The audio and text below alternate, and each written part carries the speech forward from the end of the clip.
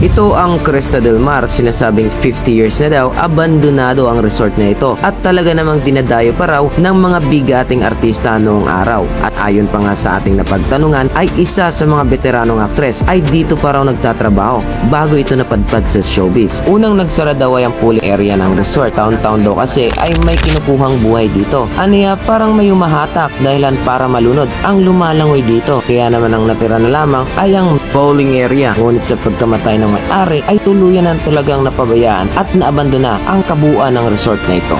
At pakinggan naman natin si Kuya. Tawagin na lang natin sa pangalang Robert. Hindi niya tunay na pangalan. Siya ay tricycle driver at matagal ng residente ng Bahuang La Union. May talagang may nagpaparandam talaga dyan. Yan na bandang. Dito sila nakaparado dati. Kaso, nung simulan na may nagparamdam na dito, maalis na sila. Nakakapagatid ako pero hindi ako hinatid dyan. Hanggang dito lang ako.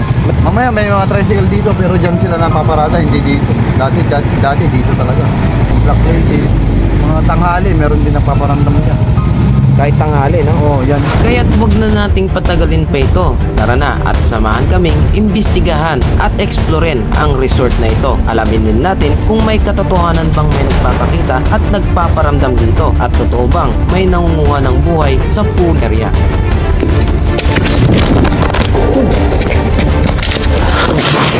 Bago kami pumasok sa loob ni Black Sheep Ghost Trip ay meron muna kaming 4 na makakasama para ikutin at malaman ang pasikot-sikot sa loob. Isa na rito ay si Kuya na naka-blue na magiging guide namin sa loob. Huwag na natin siyang pangalanan. At ang isa pa sa ating makakasama ay si Joshua. Siya daw ay may kakayanang makakita ng mga espiritu o mga kaluluwang naninirahan sa lugar. At syempre ang dalawa pa niyang kaibigan. Ate, may nararamdaman ka ba ngayon? Wala po ako dito sa sagingan. Sa sagingan meron? Okay. Ulo ko dyan. Lumalaki yung ulo. Oh, lumalaki. Dito, may nakikita ka ba dyan? Wala pa naman. Wala pa naman. Sa... Ano yun, ate? Ano, ate? Ayoko ko. Meron siya nararamdaman. May nanonood daw sa amin ngayon nakaitim. Huwag kayo mag-gusto ko. Ayan. So... Oh. Basag na, guys. Yung mga salamin. Ito yung ano? Yung receiving area nila. Receiving area. Receiving area. Hallway. Yan. Hold na bowling area. Yan yung sinasabi mo? Na meron. Okay. Wala yan dyan. Wala dito? Wala. Doon talagang meron dito? Okay. So, tinuturo ni Kuya na meron daw talaga dyan. Saan? Dito? Okay.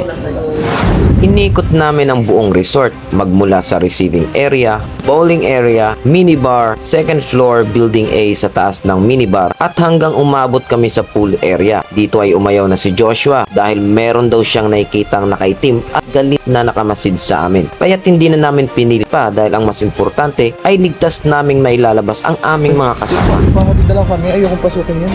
Hindi. Iatid na lang muna kayo. Antayin natin sila dito. Antayin natin sila. Ay, no! Natin. No, B. May flashlight naman tayo. Baliw, kasama natin si Kuya. Antayin naman si Kuya. Sige, for safety na lang, alis na tayo. Balik na tayo, tara. Balik na lang kayo, pre. Balik ka. Tara, tol. Mamaya na lang. Dito ang daan. Dito ang daan. Saan? Nagkain na daan dyan. Dito ang daan. Diyan sa pagbildo. Safety first. Someone's not happy.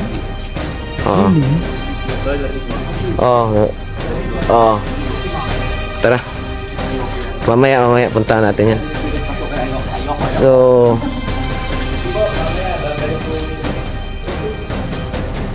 ayaw nila pasukin to kasi ito daw ang pinaka delikadong spot. So, safety first tayo. May mga kasama tayo. Lumipas ang 2 oras matapos naming libutin ang buong resort ay muli namin itong binalikan para sa binabalak namin split up exploration. Ngunit meron na agad akong napansin sa lugar. Yan. Ito yung isa sa mga palatandaan na merong mangyayari ngayong gabi kasi tahimik masyado. At dahil nga sa sobrang katahimikan ay dinig na namin ang mga kaluskos at mga yabag na nanggagaling sa iba't ibang parte ng resort. At kalaunan, nalaman namin na ang iba pala doon ay nanggagaling lamang sa mga lumilipad na paniki. Narinig mo, naglalakad. May naglalakad. Sa taas.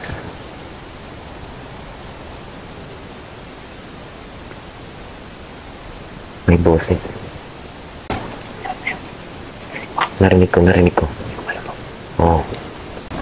Ha? Paniki. Paniki yun.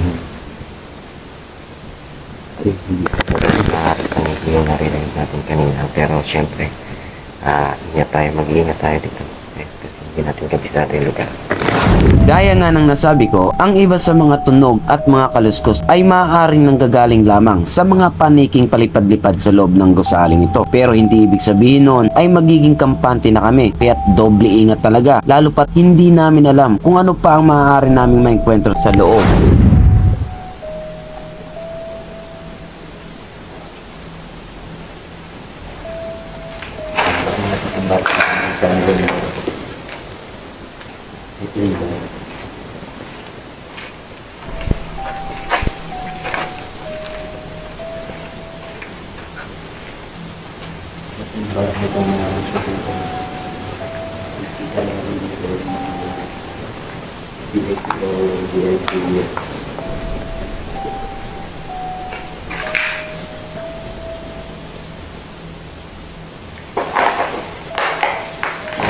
At dito nga ay papasukin naman namin ni Black Sheep Ghost Trip ang minibar. At ang kwento dito ay meron daw dito nagpapakita tao, ngunit wala itong mukha. Tol, saan ka mag-iimbestiga? Dito muna. Dito ka na lang muna sa ground floor. So, aakit muna ako. Oo. Dalawa tayo. At pagkatapos namin sa minibar ay dumiretso na agad kami sa second floor, kung saan dito naman nakakita si Joshua ng nakaitim na babae. Yung kasama natin kanina na may third eye. Dito nakakita ng mga babae. Dito sa kasa to? Oo. Doon sa dulo. Oo, doon sa dulo.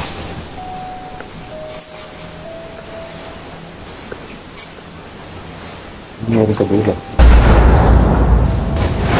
Lumipas pa ang ilang minuto ay meron ng mga pagpaparamdam, kaya naman siguraduhin nakasuot na kayo ng inyong mga headset dahil meron kayong maririnig sa mga susunod pang eksena. Ipot pala to ng ano? Paniki. Paniki.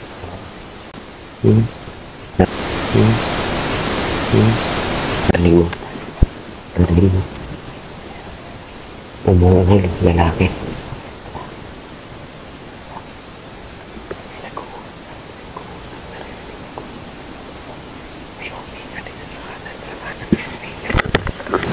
Dahil sa aming mga narinig ay agad kong kinuha ang EMF device at tulad ng inaasahan ay meron itong nadedetect sa lugar. Ibig sabihin lang nun ay maaaring totoo ang ating mga narinig kanina. Meron kaming kasama na hindi namin nakikita.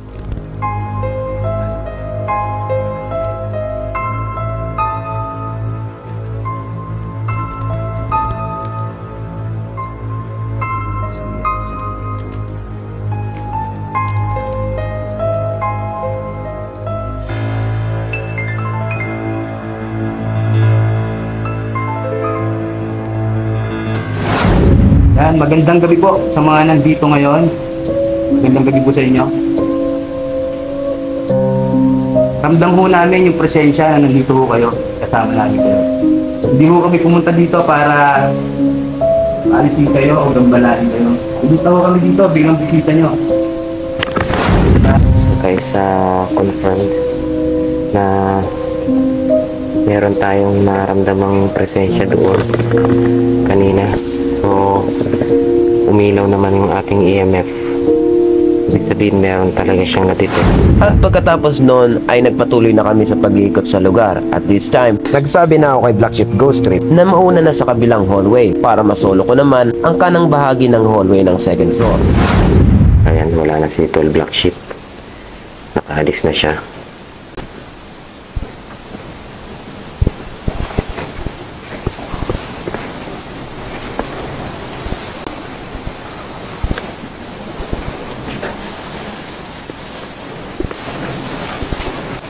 Sobrang daming paniki dito sa lugar na ito. Guys, at halos sa magkatama-tama na kami dito. Magkasalubong na kami.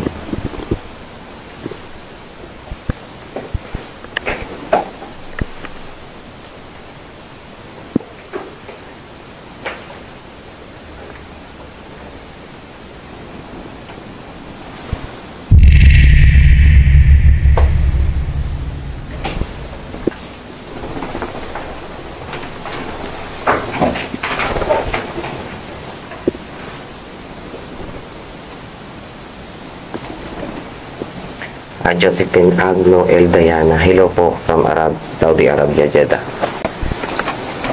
Wow, sobrang na-amaze talaga ako. Nandito pala sila nagtatago.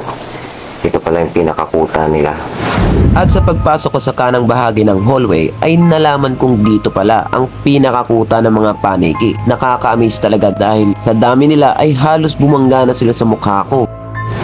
Ito naman ang kanina ko pang iniintay, ang masolo ang spot na ito. Dahil sa mga narinig ko kanina ay positibo talaga ako na meron dito at gusto ko pa makakuha ng mas solid na mga ebidensya. Ngunit sa kasamaang palad ay walang nagparamdam sa akin. Wala din ako napansing kakaiba sa lugar. At dumako naman tayo sa left side hallway. Dito ay napansin ko na halos pare-pareho lang talaga ang itsura ng bawat kwarto. Ito ang mga kwartong nirerentahan ng mga bakasyonista na gustong mag-overnight sa resort. Maganda ang view nito dahil tanaw ang swimming pool mula sa beranda ng bawat kwarto.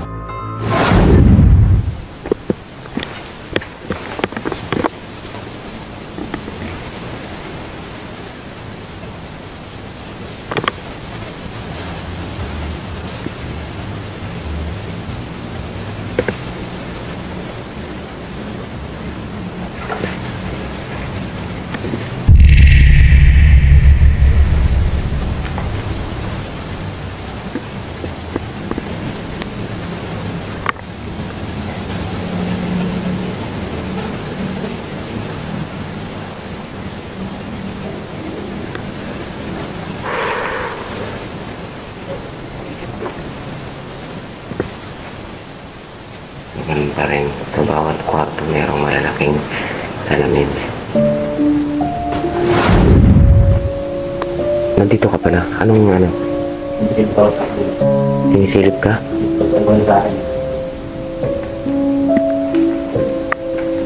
Anong sinisilip? May pinipilit sa baybay natin. Kanina pa yun? Siguro, hindi yung kaganina pa. Palagay mo yan yung batang narinan. Bata ba o Malaki ito. malaki na? Saan dyan? Yung kaganina, yung bata yun. Laki na lang yung ano. Taas. Nakadungo sa kwarto. At dito nga guys ay naabutan natin si Black Sheep Ghost Trip na nasa parehong hallway. Ang sabi niya ay meron daw siyang napapansing nakasilip at nagmamasid sa amin. Ayon pa kay Black Sheep Ghost Trip ay kanina pa ito. Kaya guys siguro ito ang dahilan kung bakit gusto niyang dalawa kami ang umakyat sa second floor. Maganda rin ito dahil iwas aksidente at para walang mapahamak sa amin. Habang naglalakad ay nagtatanong ako at inaanyaya ang mga espiritong sumagot sa ating mga katanungan. Base kasi sa experience ko ay kaya din nilang iparinig ang kanilang mga sarili o maski ang magsalita. Yun nga lang ay hindi ganun kabuo ang kanilang mga boses. Pwede po ba kayong magsalita? Meron po ba kayong mga mensahe na gusto nyo iparating sa amin?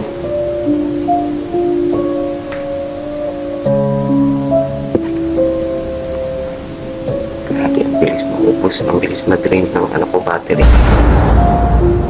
First time mangyari sa akin ito.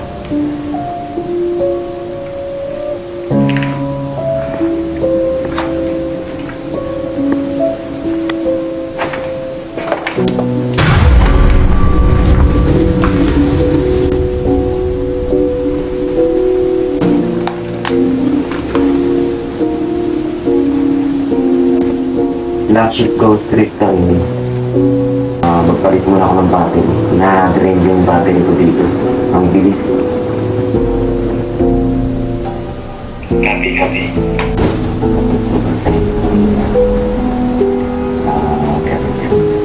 At dito sa puntong ito ay mas minabuti ko nang magpalit ng battery ng ating action cam. Napakabilis kasi madrain na parang may kung anong umihigop dito. Nakita ko kasing 3 bars at bigla na lang nag 1 bar guys. Kaya naman nagpaalam na ako kay Black Sheep Ghost Trip para sabay na kaming bumaba sa pool area. Sobrang bilis lang talaga.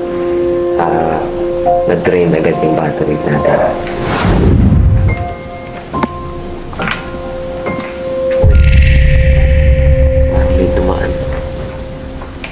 May dumaan na orb.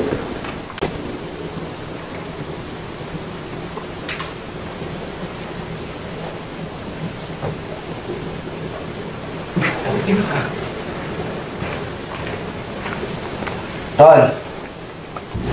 At dito nga guys ay pinasok ko ang kwartong ito. Meron kasi akong napansing liwanag sa loob. Kaya nilabas kong EMF device para tingnan kung mataas ang electromagnetic field sa loob. Ngunit nagulat ako guys nung bigla na lang ako makarinig ng tila nagtatakbuhan sa ground floor sa pool area. Kaya agad ko itong sinabi kay Black Sheep Ghost Street. Maliwalas na dito sa lahat.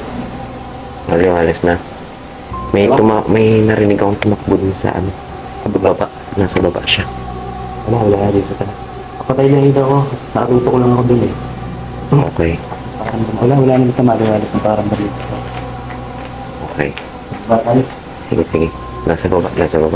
At sa puntong ito ay bababa na kami ni Black Sheep Ghost Trip sa pool area. Kung matatandaan, dito ang area kung saan namin hininto ang pag-iikot kasama ang grupo ni Joshua. Si Joshua ang may third eye at ayon sa kanya ay dito daw ang pinakadelikadong area ng resort dahil meron daw siyang nakikita dito babaeng nakaitim at galit na nakamasid sa amin. Ang sabi pa ni Joshua ay nasa pang-apat na kwarto daw niya nakikita ang nasabing nilalang. Kaya po, pahatid na lang kami. Ayokong pasukin yan. Hindi. Atid na lang muna kayo. Antayin natin sila dito. Hintayin natin Ay, sila. no! Nobi. May flashlight naman tayo. Baliw, kasama natin si Kuyo. Andito naman si Kuya. Sige, for safety na lang. Alis na tayo. Balik na tayo. Tara. Balik na lang kayo, pre. Balik na. Tara, tol. Mamaya na lang. Dito ang daan. Okay na daan dyan. Dito na. Diyan sa kabilo. Safety first. Someone's not happy. At sa pagpapatuloy ng ating eksplorasyon ay umabot na tayo sa ground floor, pool area at ang background history ng area na ito ayon sa ating mga napagtanungan ay medyo nakakakilabot. Umabot na kasi sa puntong pinasara na mismo ng may-ari ng resort na ito ang pool area dahil sa sunod-sunod na aksidente ng pagkalunod dito. Kaya naman talasan ng mga mata, pakinggan maigi ang bawat ebidensya dahil baka ito na ang sagot sa ating mga katanungan. Meron ba talaga? Pagbaba namin ni Black Sheep Ghost Trip ay agad ko siyang tinanong kung ano bang teknik ng eksplorasyon ang dapat naming gawin. Ngunit may tila ba boses na sumabay habang kami ay nagsasalita. Ano yan din?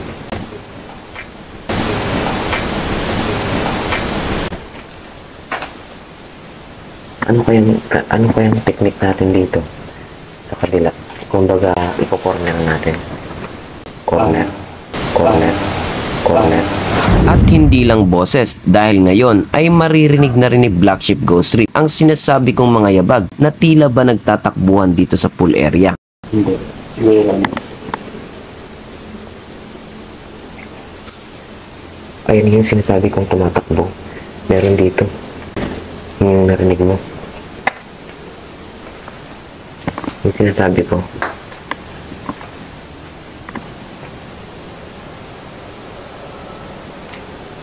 Hindi natin makapatulog dito. Bakit? Pare-parehas lang din yung ano. Pare-pares lang yung itsura.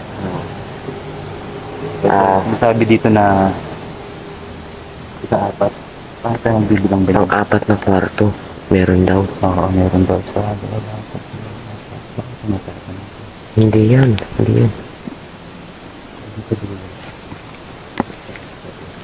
Umpisa natin sa dulo. Diyan ka sa dulo, ako dito. Para corner. Okay. Dulo-dulo kami dito sa building na ito dahil daw sa lahat daw ng building dito, ito daw yung kinakatakutan. So, doon siya. Ako naman dito sa kanila. At dito ay wala tayong kaalam-alam nang pinasok na pala natin ay ang pang-apat na kwarto. Ang sinasabi ni Joshua na dito daw niya nakita ang babaeng nakaitim, galit at nanlilisik ang mga mata.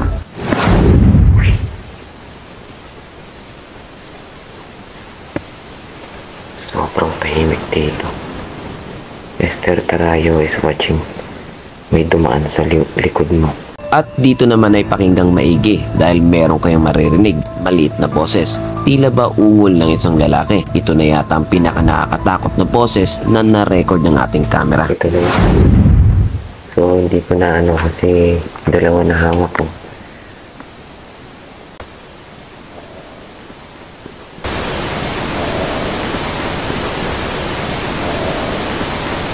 Grabe, nakakilabot talaga ang boses na yon. Kasing tunog niya kasi ang taong binabawian na ng buhay na parang huling hiningan niya. May tulog dito. Ano to?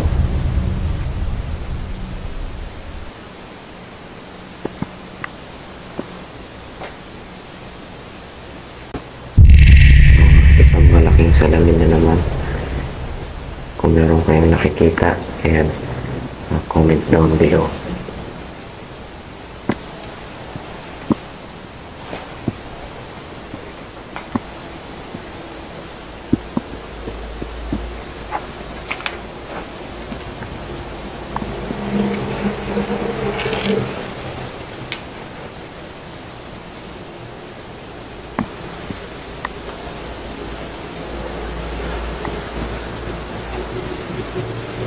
Matalahib na dito. Matalahib na. Sa likod. Meron ba akong kasama ngayon dito sa kwartong ito? Pwede pa kayong magparamdam? Gumawa ng pagkalabog, gumawa ng ingay, magpakita.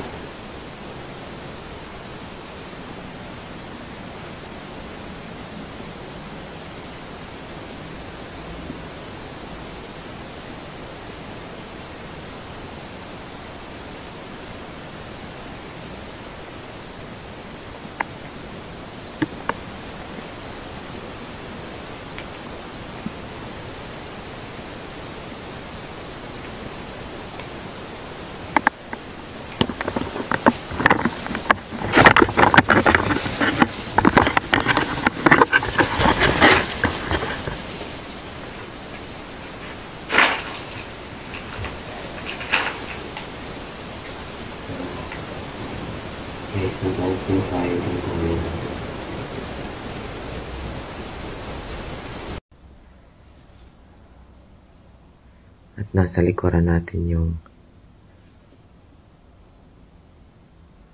may naglakad. Baka si Black Sheep yan. Si Black Sheep yung yata yun.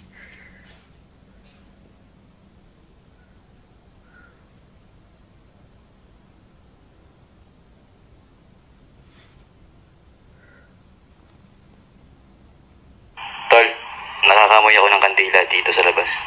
Wow, may kandila daw. Copy. Habang nasa loob ng pang-apat na kwarto, nakaupo, ay bigla nagradyo sa akin si Black Sheep Ghost Trip. Ang sabi niya ay nakakaamoy daw siya ng amoy kandila. Kaya naman ay pinuntahan natin ang kinaroroonan ni Black Sheep Ghost Trip para alamin ano ba talaga nangyari. Ano saan? Hindi na ako pumasok ng kabila masukan. Dito na ako pumasok. Okay. Pero dyan, meron dyan. So ako nakamoy ng paglabas ko galing dyan. Nakamoy ako dito ng kandila. Kandila. So, Siguro, iba yung ano talaga dito. Iba yung negative energy na naipon dito talaga.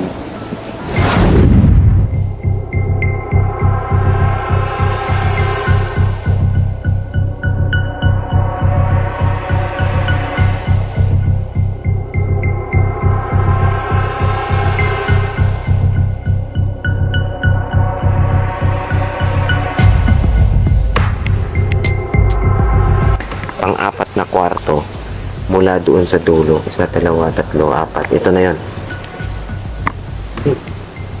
1, 2. Pangalawa pa lang to. Bakit pangalawa? Hindi, ano yun? Ito, entrance yun eh. Oh, Isa. Dalawa. dalawa. Tatlo. Bakante yung sa dulo dun, bakante yun. Ah, na ano mo? Nakita ko dun sa taas niya. So guys, mag-iiwan tayo dito ng camera. No? Tingnan natin kung meron tayong makukuhanan. Mahuhuli ba? Itong ano na to, camera na to ay nakatutok to sa second floor. Ito. Ayan. Nakatutok siya sa second floor. Or baka dito. Ayan. So, babalikan natin yan mamaya.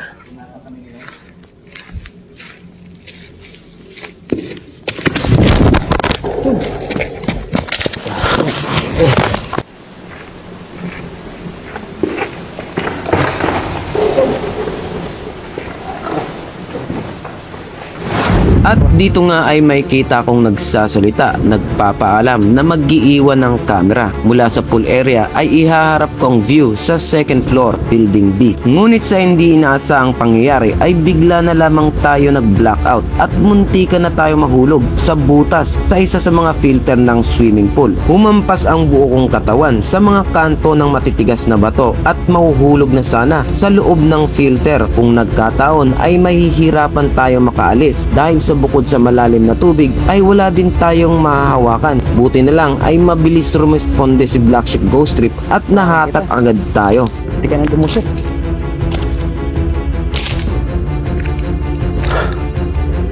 Yan mga tol, meron lang bigla ang nangyari kay partner. Ayun na, muntik na siyang lumusot doon sa... Marami na daw nalunod dito. Parang gusto niya yata ako isama. Natin siya, hindi siya natin. Ito, nandudunin ka lahat ng katawan mo eh. Oo. Blanco nga ako, tol. Na-blanco ako. Pero aware ako dyan, ha.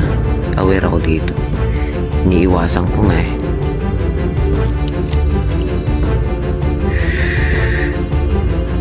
Sakit ng pako, guys. Hindi, eto ang kinaganda dyan. Magkasama tayo ngayon. Kadalasan solo tayo eh. May gumagabay pa rin sa atin. Split up tayo. Paano, at least nandito pala ako. Eh kung nandun ako sa ibang direksyon. Wala tol, putang ina, baka sa ano na lang tayo. Sa ghost shop na lang tayo mag-usap. Na kwarto. Oo, pinuntahan ko yung dulo para bilangin. Mag-umpisa ako sa dulo para magbilang kung nasan yung pang-apat. Oo. Na floor. Tapos tinawag mo ko nun dahil merong kandila. May naamoy kang kandila. Oo. Pero bago yun, nagtawag muna ako dun sa kwarto.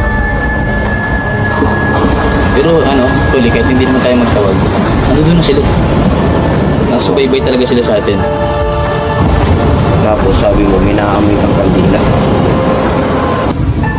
Alam mo tol, yung pag-akay ko sa'yo, di ba hinila kita? Tapos yung pagbangon mo, nakatingin ka sa akin ganyan, iba yung itsura mo tol. Wala. Hindi ka galit sa akin pero iba yung iba yung aura mo, iba yung dating.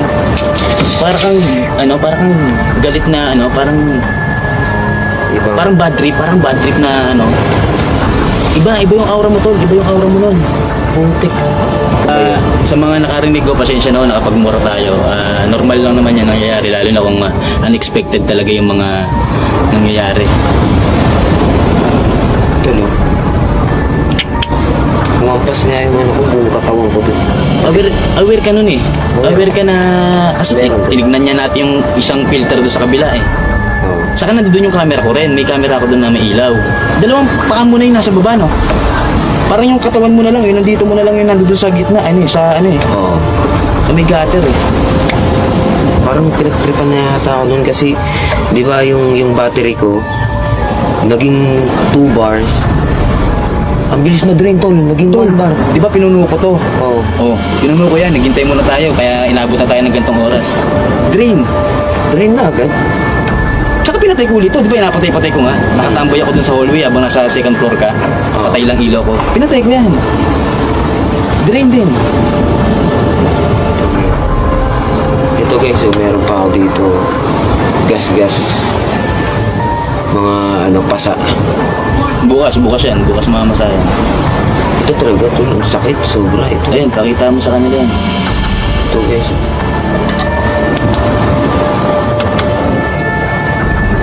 Kita ba? Masyado pa naman yan.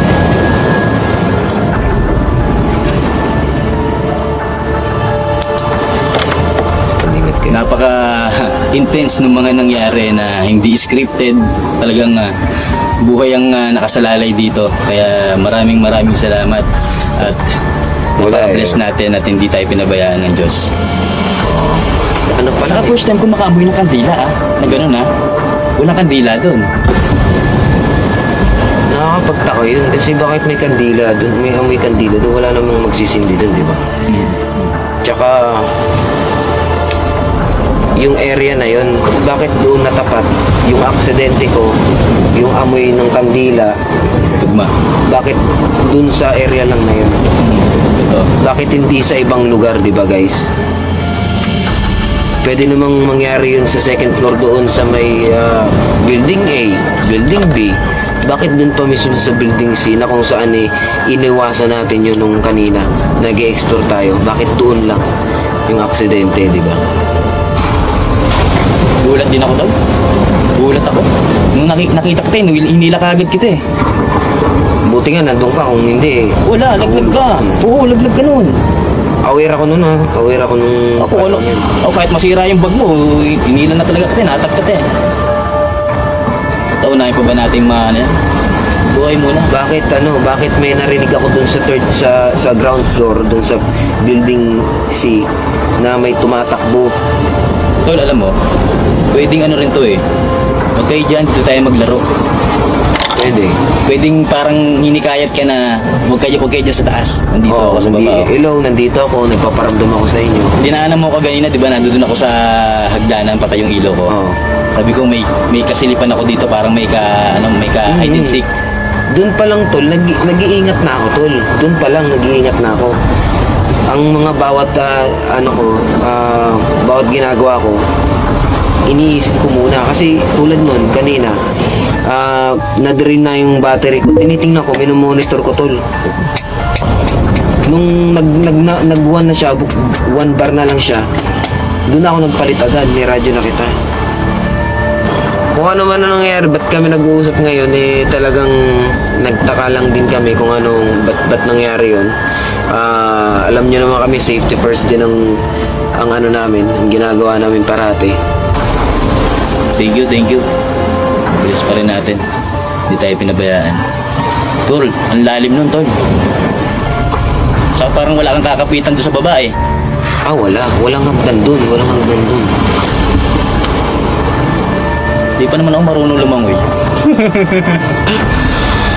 Second floor pa lang, wala na sarili pang pagbaba mo, iba ka na. Pagbaba. Ewan ko, Lods. Talagang ganun siguro mag-manifest yung spirits doon. Hindi natin alam kung ano nangyari. Gawa nga ng, ito nga, yung history ng building na ito, nagsarado to dahil marami daw na aksidente dito, nalulunod. So, ayun, nakita natin kung ano ba talaga. Siguro coincidence lang, pero connected siya di ba? May connection. Tunay nga mundo ay nababalot ng misteryo. Marami tayong mga katanungan na gusto nating malaman at sa tulong ng mga makabagong teknolohiya ay nakakakuha tayo ng mga ebidensya. Ngunit ang lahat ng ito ay may limitasyon lamang. Kaya ang importante sa lahat ay hindi tayo makakalimot na magdasal sa bahay man o sa resort sa ngalan ng ghost hunting at sa mga sumusuporta sa Hellfire. Maraming salamat po at asahan nyo na patuloy po tayong magiging tapat at totoo sa ating mga eksplorasyon at investigasyon. Ako po ulit ito, si Noriel Gastrip ng Hellfire. Magandang gabi po sa ating lahat.